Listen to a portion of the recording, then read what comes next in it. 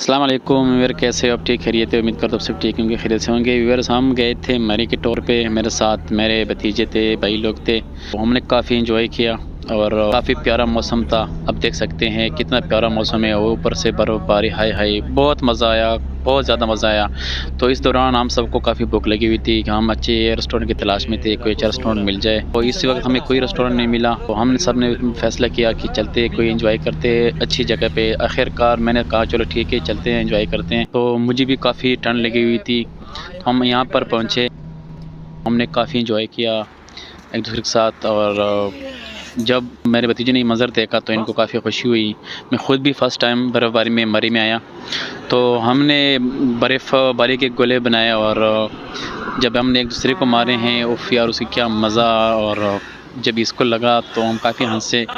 और मेरे भाई ने एक बनाई बर्फ़बारी की गोला, और मुझे जब उसने मारा ना, तो दर्द और ऊपर से एंजॉय, काफ़ी प्यारा माहौल, प्यारा मोमेंट।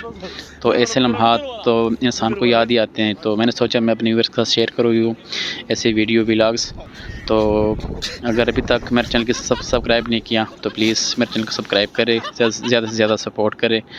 और इंशाल्लाह अच्छी वीडियो व्लॉग्स आपके साथ शेयर करूँगा। मिलते हैं नेक्स्ट वीडियो में, तब तक के लिए अल्लाह हाफ़िज़।